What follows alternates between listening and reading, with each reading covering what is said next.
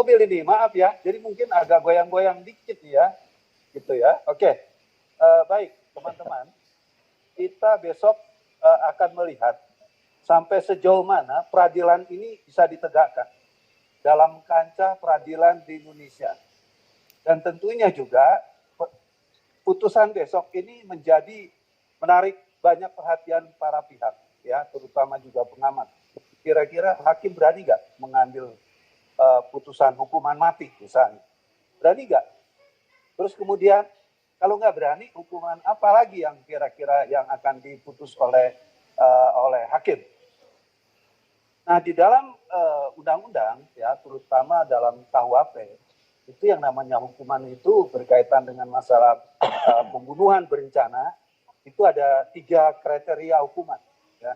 Ini yang perlu dipahami dulu.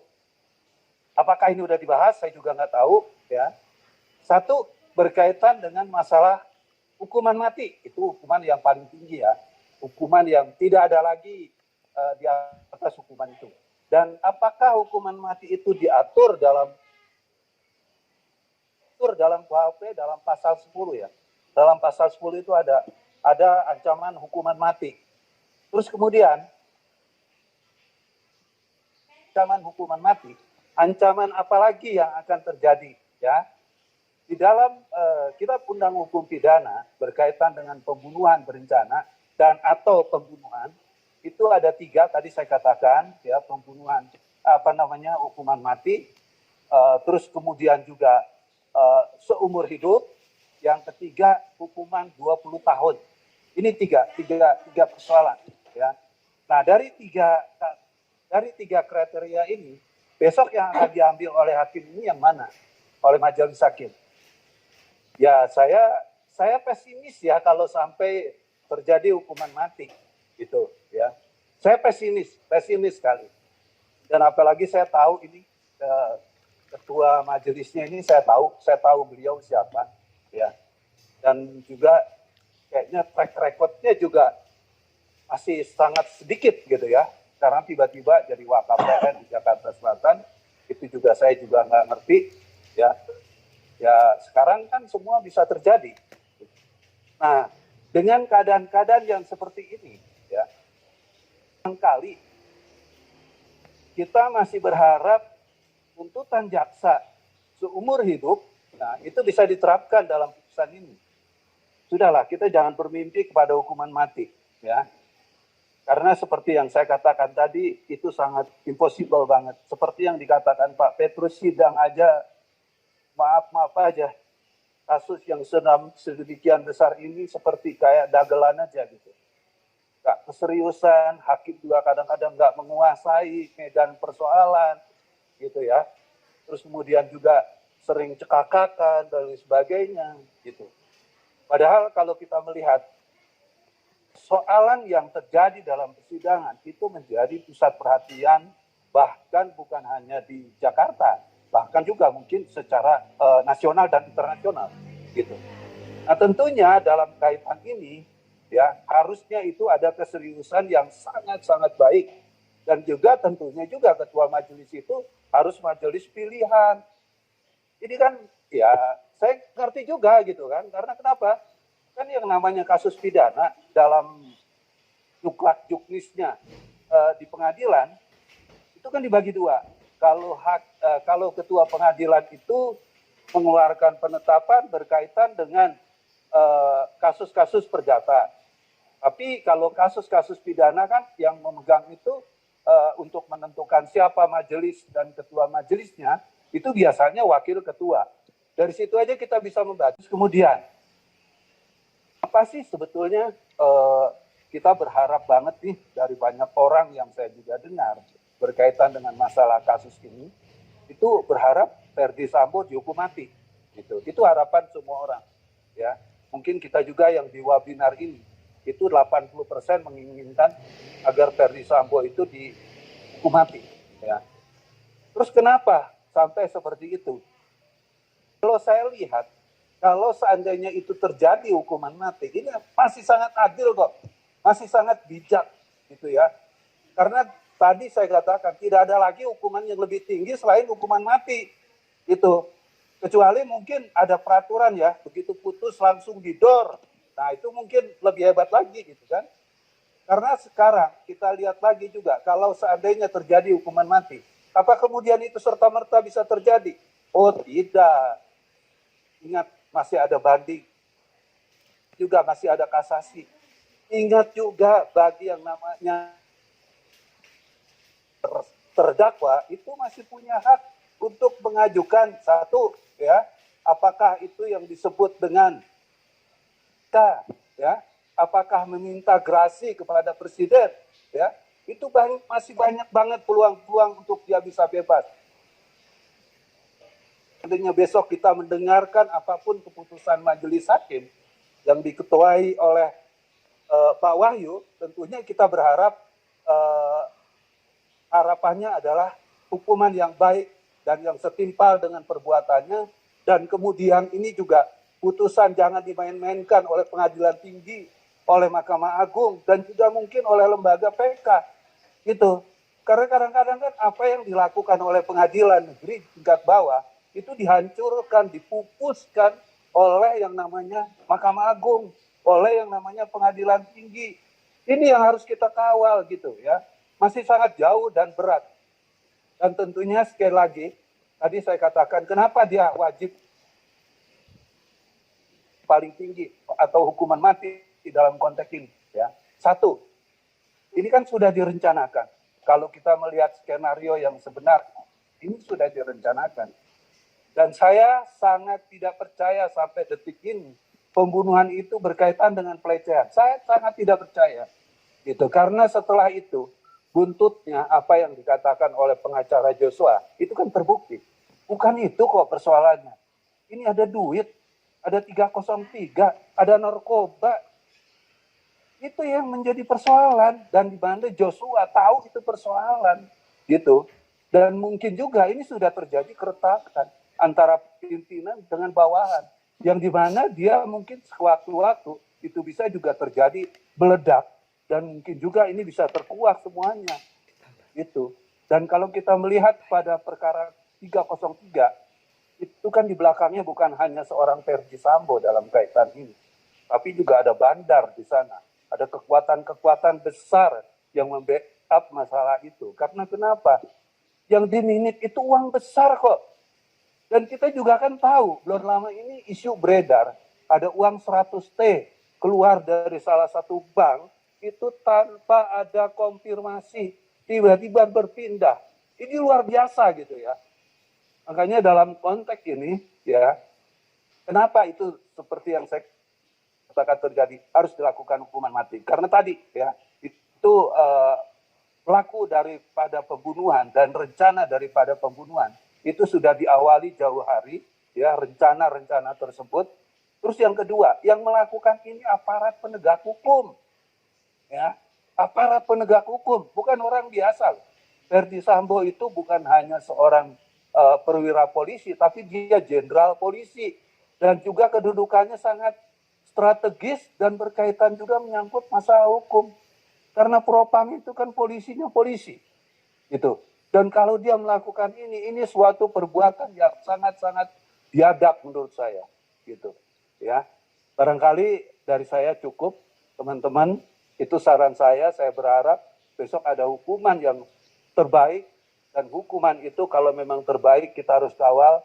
Dan saya ingatkan juga kepada pengadilan tinggi, kepada Mahkamah Agung, kepada lembaga PK, jangan dong apa yang sudah diperjuangkan di bawah dihancurkan di atas dengan cara-cara yang tidak beradab gitu. Karena kalau di Mahkamah Agung kan berpikirnya udah adem nih kasus, apapun yang saya ambil palunya nggak ada masalah. Rakyat nggak akan teriak lagi. Ini salah besar. Terima kasih. Assalamualaikum warahmatullahi wabarakatuh. Mungkin ada perlu beberapa yang saya luruskan berkaitan dengan masalah pertama, aparat hakim ini terkontaminasi dengan politik enggak?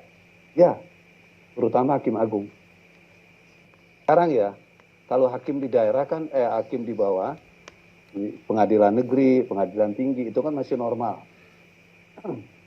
Semua trace dan prosedur bagaimana menjadi hakim itu ditentukan oleh lembaga yudikatif atau katakanlah dalam hal ini Mahkamah Agung. Tetapi manakala menanjak kepada Hakim Agung, itu kan nggak bisa berdiri sendiri. Kita sering dengar bahwa ada fit and proper yang dilakukan oleh anggota dewan. Artinya peran Hakim Agung di dalam konteks menjadi hakim itu nggak melulu dia mempunyai hak eksklusif untuk menjadi Hakim Agung. Makanya saya jujur saya nggak setuju tuh Hakim Agung dilakukan fit and proper itu kepada DPR. Karena kita tahu kelulusan itu bukan hanya dari KY, ya, dari Komisi Yudisial, ya, untuk dinyatakan dia lulus sebagai Hakim Agung, tapi fit and proper itu yang ada di DPR. Jadi untuk lulusnya itu harus di tangan politikus-politikus itu. Dan kalau itu terjadi, mereka bertanya dulu dong, saya luluskan Anda, tapi Anda harus berbakti kepada saya. Kan konteksnya itu. Ini bisa independen nggak? Hakim itu tidak. Ini udah rancu. Katanya menganut ajas trias politika. Membedah 3 kekuasaan. Tapi konteksnya nggak begitu. Kapolri, untuk menjadi Kapolri, ada fit and proper, juga sama. Gimana? Di PR juga sama. Kalau Anda jadi Kapolri, bagaimana dengan saya? Anggota Dewan. Makanya anggota Dewan rata-rata, kalau dia sarjana hukum itu bukan kantor pengacara. Karena aman kasusnya di kepolisian, aman kasusnya di Mahkamah Agung. Jadi tadi ada pertanyaan menarik itu, ya, menarik buat saya menarik, ya. Apakah disusupi kepentingan politik? Saya katakan jelas dan pasti, karena tadi, ya, di kepolisian apa disusupi dengan unsur kepolitik tadi? Jelas. Makanya menurut saya istilah fit and proper ini bagaimana caranya kita hapuskan? Juga nggak usah ada lembaga KY, itu buat apa itu lembaga KY itu? Saya jujur aja itu, saya pikir itu lembaga dibubarin aja. Nggak ada manfaatnya. Nah, jadi saya katakan bahwa berkaitan dengan menyangkut masalah lembaga hukum, itu nggak ada yang betul-betul independen. Itu hanya slogan yang terjadi bahwa kalau hakim memutus itu harus independen. Dia nggak boleh diintervensi oleh siapapun juga. Itu mah bohong. Terus kemudian tadi ada usul berkaitan dengan kalau bisa lembaga kepolisian itu jangan langsung ke presiden deh. Saya setuju banget. 1000% setuju. Harusnya kita gerakkan sekarang. Kalau nggak rusak nih negara. Rusak loh negara ini udah. Secepatnya kalau bisa, udah lebih baik ada di departemen. Apakah itu di departemen? Kalau saya lihat sekarang Pak Mahfud cukup bagus. Apakah itu di bawah langsung Menko, ya, Menko Polhukam? Kalau tentara kan sejarahnya panjang dulu. Karena banyak juga akhirnya penegakan hukum nggak bisa jalan. Karena polisi takut dengan tentaranya. Gitu. Karena apa? Kepolisian ada di bawah tentara. Gitu. Tapi kalau seandainya ada di Menko yang reformis, itu menurut saya bagus. Mas sekarang kita berpikir lagi, ini kan sebentar lagi pemerintahan Jokowi juga mau berakhir. Apakah penegakan Pak Menko, Pak Mahfud MD, itu bisa terjadi di 2024? Kita juga nggak tahu, gitu.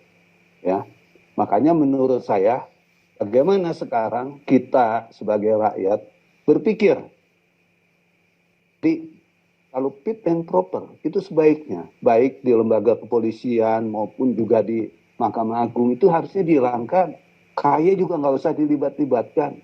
Kita lihat nanti bagaimana peran daripada Ketua Mahkamah Agung yang mengendalikan lembaga peradilan atau lembaga yudikatif.